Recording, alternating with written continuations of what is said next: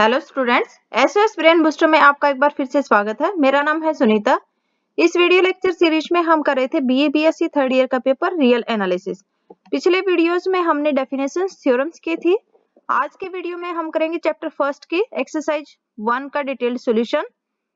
अगर आपने अभी तक चैनल को सब्सक्राइब नहीं किया है तो जल्दी से चैनल को सब्सक्राइब कर लें और बेल आइकन को भी प्रेस करें ताकि जब भी नई वीडियो अपलोड हो आपको उसकी नोटिफिकेशन मिल जाए। तो चलिए स्टार्ट करते हैं आज का वीडियो। देखते हैं फर्स्ट क्वेश्चन क्या है। If fx is equal to x belongs to closed interval 0 to 1 and let p is equal to 0, 1 by 3, 1 by 2, 2 by 3, 1 be the partition of closed interval 0 to 1, then compute UFP and LFP। यहाँ पे हमें function given है fx is equal to x की value है वो close interval 0 to 1 में लाई करती है और साथ में पार्टीशन गिवन है क्लोज इंटरवल 0 to 1 जो आपका इंटरवल है उसका हमें पार्टीशन यहाँ पे गिवन है 0, 1 by 3, 1 by 2, 2 by 3, 1। देन हमें लोअर सम और अपर सम कंप्यूट करने हैं फंक्शन के with respect to partition p। तो देखिए इसका सॉल्यूशन। हमारे पास जो गिवन फंक्शन है वो क्या है fx is equal to x और x है वो कहाँ से कहाँ तक लाई कर रहा है, कहाँ वेरी कर रहा है, कहाँ बिलोंग कर रहा है, क्लोज इंटरवल 0 to 1। अब हमारे पास जो इंटरवल है वो क्या है 0 to 1 है। इसका जो पार्टीशन गिवन है वो क्या है 1 by 3, 0, 1 by 3, 1 by 2, 2 by 3 और साथ में 1। तो यहाँ पे जो x नोट होगा हमारा वो किसके इक्वल हो जाएगा, क्योंकि हम पार्टीशन को क्या लेते हैं p कैसे एज्यूम करते हैं, p इज इक्वल टू क्या लेते हैं x naught is equal to a, x1, x2 and so on, इस तरह से xn is equal to b। तो ये हमारा क्या होता है पार्टीशन एज्यूम करते हैं। तो अगर हम देखें तो x नोट की वैल्यू क्या है यहाँ पे 0 है, x1 क्या है 1 by 3 है, x2 क्या है 1 by 2 है, x3 आपके पास 2 by 3 है और x4 यहाँ पे क्या है 1 है। अब LFP जो लोअर सम होगा फंक्शन का वो कैसे आएगा, summation r vary from 1 to n होता है mr del r। कि अगर हम देखें जो डेफिनेशन है आपकी summation r vary from 1 to n mr del r। तो यहाँ पे हमारे पास क्योंकि क्या x1 x2 n की वैल्यू क्या है 4 तक गिवन है, r इज इक्वल टू कहाँ से कहाँ तक वेरी करेगा 1 to 4। इसलिए क्या हो जाएगा अगर इस समेशन को ओपन करेंगे तो क्या आ जाएगा m1 del 1 plus m2 del 2 plus m3 del 3 plus m4 del 4। अब m1 क्या हो जाएगा यहाँ पे जो फर्स्ट हमारे पास क्या है x नोट की जो वैल्यू है हमारी वो कितनी गिवन है 0। तो यहाँ से अगर हम वैल्यू पुट करेंगे जो लोअर जो आपके पास ग्रेटेस्ट जो लोअर बाउंड होगा फंक्शन का वो क्या हो जाएगा 0, 0 इंटू में del 1 क्या होगी इसकी जो लेंथ होगी। अब अगर फर्स्ट जो सब इंटरवल है इसकी हम लेंथ देखेंगे तो अपर जो वैल्यू है माइनस लोअर वैल्यू अगर करेंगे तो इसकी लेंथ निकलेगी x2 माइनस x1। तो यहाँ से 1 by 3 माइनस 0 करेंगे क्या आ जाएगा 1 by 3। इसी तरह से m2 क्या है सेकंड जो सब इंटरवल है उसके लिए 1 by 3 जो लोअर ग्रेटेस्ट जो लोअर बाउंड होगा वो क्या आ जाएगा 1 by 3 हो जाएगा। और del 2 कैसे निकालेंगे, इस जो सेकंड जो सब इंटरवल है उसकी लेंथ। अब सेकंड सब इंटरवल की लेंथ करेंगे b माइनस a, ये आपके पास ए पॉइंट है ये b है तो हम लेंथ कैसे निकालते हैं b माइनस a करके।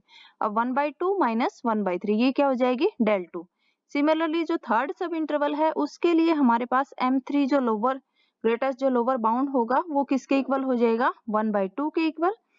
और del 3 की वैल्यू कैसे निकलेगी इस सब इंटरवल की लेंथ। अब इस सब इंटरवल की लेंथ 2 by 3 माइनस 1 by 2। इसी तरह से m4 del 4, m4 की वैल्यू यहाँ पे जो लास्ट जो सब इंटरवल है इसके लिए हमारे पास m4 की वैल्यू क्या होगी 2 by 3 और इसकी लेंथ निकालेंगे तो 1 माइनस 2 by 3।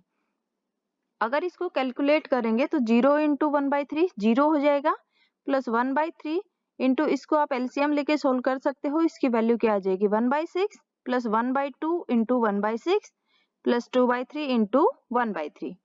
अब इसको आगे कैलकुलेट करेंगे तो क्या होगा, ये तो 0 हो ही गया है, ये क्या आ जाएगा 1 by 18 plus 1 by 12 plus 2 by 9। तो इसकी वैल्यू किसके इक्वल आ जाएगी 13 by 36 के इक्वल। इसी तरह से हमें क्या करना है यूएफपी कैलकुलेट करना है। यूएफपी कैसे करेंगे, क्या होता है summation r vary from 1 to n यहाँ पे क्या हो जाएगा, capital M R del R हो जाएगा। कैपिटल एम आर क्या होगा, लीस्ट अपर बाउंड जो फंक्शन का होगा। तो इस केस में हमारे पास, क्योंकि जो इंटरवल है, जो सब इंटरवल हमारे पास गिवन है, 0 है, 1/3 है, 1/2 है, फिर क्या था 2/3 है और 1। इस केस में हम देखेंगे तो जो m1 की वैल्यू होगी वो क्या हो जाएगी, क्योंकि फर्स्ट जो सब इंटरवल के अंदर लिस्ट अपर जो बाउंड होगा वो क्या हो जाएगा, यहाँ पे 1/3 होगा। साथ ही इसकी अगर लेंथ निकालेंगे तो लेंथ क्या होगी, 1/3 माइनस 0 करेंगे तो उस केस में हमारे पास ये m1 del 1 क्या आ जाएगा, 1/3 इंटू 1/3। अब सेकंड जो सब इंटरवल है, इस केस में हमारे पास जो लिस्ट अपर बाउंड होगा वो क्या हो जाएगा, 1/2। तो यहाँ पे जो m2 की वैल्यू होगी वो क्या आ गई, 1/2। इसी तरह से del 2 मीन्स इसकी लेंथ क्या हो जाएगी, 1/2 माइनस 1/3 करेंगे तो एलसीएम लेके सोल्व करेंगे, क्या आ जाएगा 1/6 प्लस m3 मीन्स थर्ड जो सब इंटरवल है उसमें जो लिस्ट अपर बाउंड है वो, यहाँ पे जो लिस्ट अपर बाउंड होगा उसकी वैल्यू क्या आ जाएगी, 2/3 हो जाएगी। साथ ही del 3 मीन्स 2/3 माइनस 1/2, एलसीएम लेके इसको सोल्व करेंगे तो वो क्या आ जाएगा 1/6 प्लस m4 मीन्स जो फोर्थ जो सब इंटरवल है उसके अंदर लिस्ट अपर बाउंड, तो उसका जो लिस्ट अपर बाउंड होगा तो वो यहाँ पे क्या हो जाएगा 1 और साथ ही इसकी लेंथ निकालेंगे 1 माइनस 2/3 तो वो क्या आ जाएगी 1/3। अब इसको कैलकुलेट करेंगे आगे थोड़ा, तो देखो क्या आ जाएगा 1/9 प्लस 1/12 प्लस 1/9 हो जाएगा, 2 से यहाँ से कैंसिल आउट कर देंगे तो 3 आ जाएगा, 1/9 प्लस 1/3। अब इसको एलसीएम लेके कैलकुलेट करेंगे तो क्या आ जाएगा 23/36। इस तरह से हमें एलएफपी और यूएफपी कैलकुलेट करने थे, वो वैल्यू हमारी आ गई है। नेक्स्ट देखते हैं, सेकंड क्वेश्चन है, give an example to show that every bounded function is not integrable. यहाँ पे हमें ऐसा एग्जांपल देना है कि फंक्शन बाउंडेड तो होगा लेकिन इंटीग्रेबल नहीं होगा। देखिए इसका सॉल्यूशन क्या है, फंक्शन अगर हम अज्यूम करें क्लोज इंटरवल 0 to 1 पे, और किस तरह का फंक्शन ले, fx is equal to 1 if x is rational और -1 इफ x इज इरेशनल। तो अगर ये फंक्शन हम देखें तो ये क्या है, बाउंडेड तो है लेकिन रीमान इंटीग्रेबल नहीं है। अब ये हम देखें, इसका प्रूफ देखेंगे कि रीमान इंटीग्रेबल है या नहीं है, बाउंडेड है या नहीं है। तो देखो फंक्शन की वैल्यूज जो है 1 और -1 मीन्स अगर हम मॉडुलस fx देखेंगे तो उसकी वैल्यू क्या है 1 है, तो यहाँ पे फंक्शन क्या हो जाएगा आपका, बाउंडेड फंक्शन होगा फॉर ऑल x के लिए। लेकिन इंटीग्रेबल के लिए हम क्या शो करेंगे कि जो लोअर इंटीग्रल है अपर इंटीग्रल है वो अगर इक्वल आ जाएंगे तो हमारा क्या हो जाएगा, इंटीग्रेबल होगा, अदरवाइज इंटीग्रेबल नहीं होगा। तो उसके लिए हम एक पार्टीशन कंसीडर करते हैं, 0, 1/n, 2/n and so on n/n। ये हमने जो क्लोज इंटरवल 0 to 1 है इसका पार्टीशन एज्यूम किया है, और जो लेंथ ली है ईच सब इंटरवल की वो हमारी क्या हो जाएगी, क्योंकि जैसे हम अगर देखें xr-1 टू xr, ये अगर सब इंटरवल लेंगे तो इसकी लेंथ कैसे निकालते हैं, जो rth सब इंटरवल ले रहे हैं तो यहाँ पे क्या हो जाएगा r/n माइनस r-1/n। तो अगर इसकी, क्योंकि जो सब इंटरवल है हमारा, जो पार्टीशन हमारा बनेगा वो 0 to 1 है और इसी के अंदर यहाँ पे जैसे xr-1 है, यहाँ पे xr है, तो जब इसकी लेंथ निकालते हैं तो b minus a means b की वैल्यू यहाँ पे r/n और a की वैल्यू क्या हो जाएगी r-1/n। एलसीएम लेके अगर सोल्व करेंगे तो क्या हो जाएगा, ये r minus r plus 1/n is equal to क्या आ जाएगा 1/n। तो जो इसकी लेंथ होगी यहाँ पे सब इंटरवल की, ईच सब इंटरवल की, वो किसके इक्वल आएगी 1/n के इक्वल, मीन्स डेल r की वैल्यू हमारी क्या होगी यहाँ पे 1/n हो जाएगी।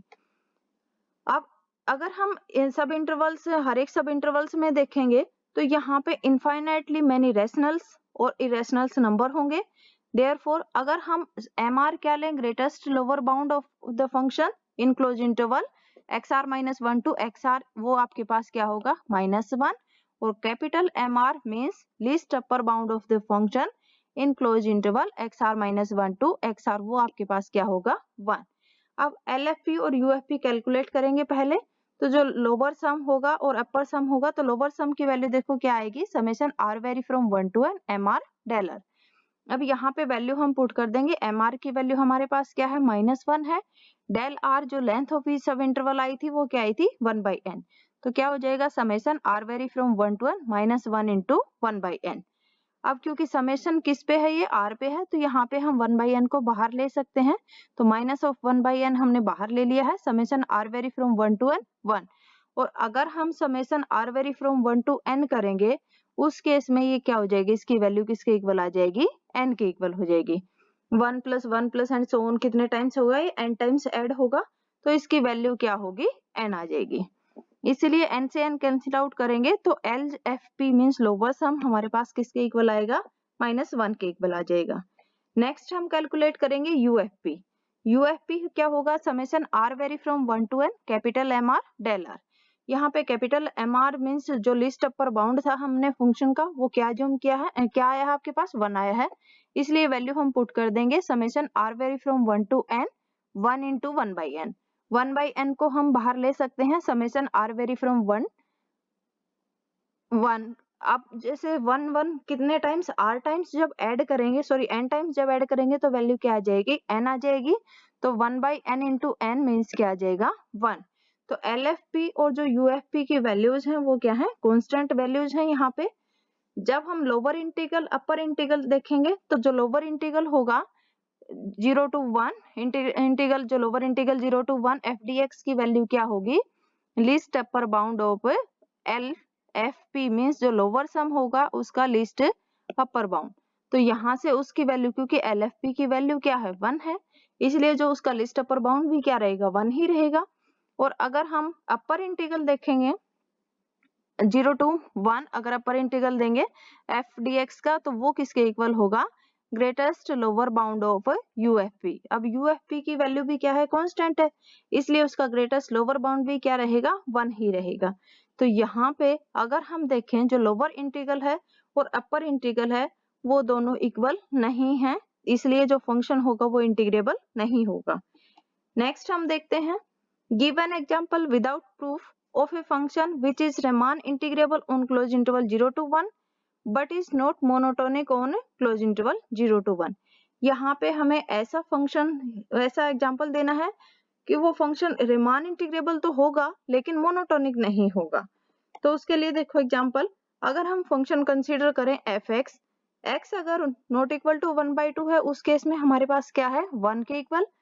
और fx 0 होगा कब, जब x इज इक्वल टू 1/2। और ये फंक्शन हमने कहाँ डिफाइन किया है, क्लोज इंटरवल 0 to 1 में। अब ये जो फंक्शन होगा रिमान इंटीग्रेबल तो हो जाएगा लेकिन मोनोटोनिक नहीं होगा। नेक्स्ट वीडियो में हम करेंगे नेक्स्ट जो क्वेश्चंस हैं